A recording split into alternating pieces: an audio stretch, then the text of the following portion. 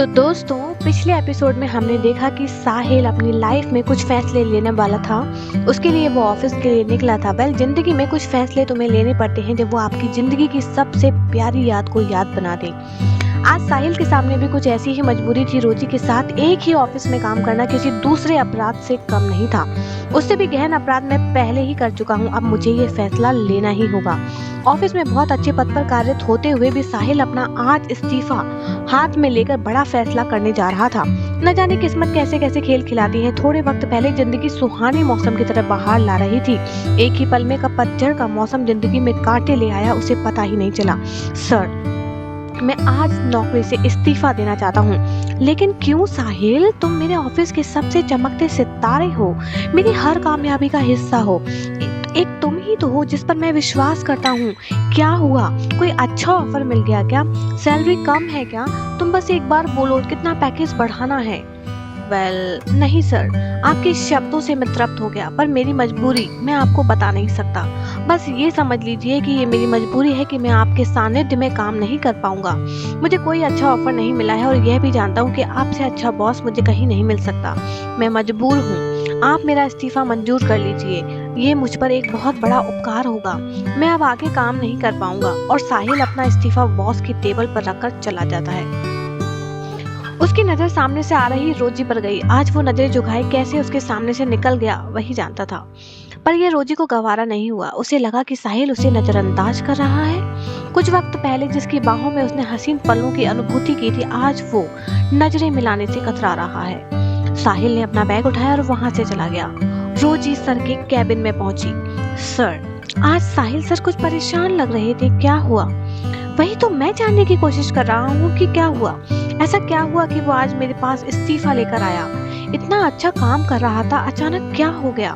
रोजी तुरंत समझ गई। सर, मैं आती हूँ अभी। और वो साहिल के पीछे पीछे भागी। साहिल, सुनो। आज ये शब्द जो कभी साहिल सर के नाम से उसे पुकारते थे, एक रात में साहिल तक पहुंच गए। ये मेरी ही गलती थी। काश वो रात मेरी जिंदगी में आई ही न होती। देखो रोजी, मुझे तुमसे कोई बात नहीं करनी। जो हुआ वो गलती थी मेरी। मुझे खुद पर नियंत्रण रखना चाहिए था। पर साहिल, मुझे उससे कोई शिकायत नहीं थी ना, और ना होगी। नहीं रोजी, उस रात ने मेरी जिंदगी उजाड़ दी। मेरी बीवी, मेरे बच्चे मुझसे अलग हो गए। इसका मतलब आपने सब कुछ बता दिया? कौन करता है ऐसा? आप पागल हैं या पागलों की तरह अपनी बीवी से प्यार करते हैं? आपको पता था यही होने वाला है। मैंने आपसे कहा था कि मैं किसी को कुछ नहीं बताऊंगी। आपको मुझ पर विश्वास नहीं था? नहीं, खुद पर विश्वास नहीं था।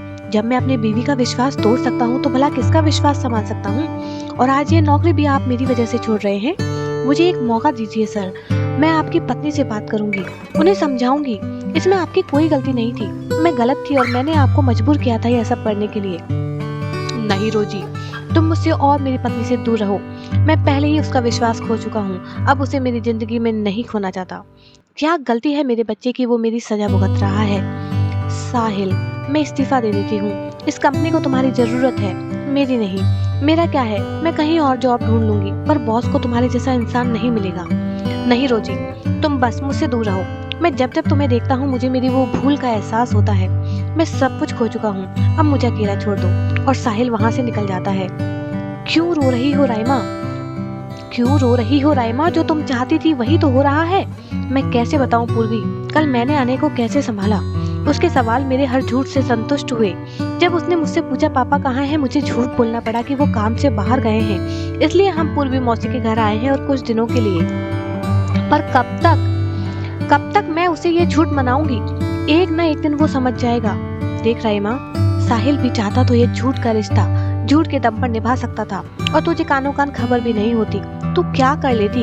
तू भी मानती है ना कि झूठ के सहारे जिंदगी नहीं जी जाती। तो साहिल ने अगर सच का रास्ता चुना तो क्या गलत किया? क्यों पूर्वी, जो साहिल ने किया वो सही था? सही नहीं था राइमा, वो एक भूल थी जो हो गई। वक्त के उस चक्र को यूं फिर से नहीं घुमा सकते। देख, आखिरी फैसला तेरा है और मैं तेरे साथ हूँ। पर एक बार अनय के बारे में सोचना जरूर। तभी अनय का फोन आ रहा था। हेलो पापा, आप कहाँ गए हो? कब आओगे? हम पूर्वी मौसी के यहाँ हैं। आप जल्दी आ जाओ, हमें घर ले जाओ। अनय की आवाज सुनकर साहिल आंसू न रोक पाया। हाँ बेटा, मैं तुम्हें और मम्मी को लेने जरूर आऊंगा। जरूर आऊंगा। तुम चिंता मत करना बेटा, और एक वादा करो कि मम्मी को सवाल पूछ पूछ कर तंग नहीं करना। हाँ पक्का पापा, वादा। आप जल्दी आ जाओ। स्पीकर चालू था। साहिल की आंखों से अश्क बह रहे थे जो उसकी भारी आवाज को बयां कर रहे थे और राइमा के दिल को कचोट रहे थे। ऐसा लग रहा था जैसे उसके आंसू राइमा की पलकों से ही गिर रहे हैं। मैंने फैसला कर लिया है कि मुझे क्या करना है, साहिल ने खुद को बोलते हुए विश्वास दिलाया। दोस्तों, आगे की जानकारी जानने के लिए बने रहिए मेरे साथ। अगले भाग का इंतजार करिए जो जल्द ही प्रकाशित होगा।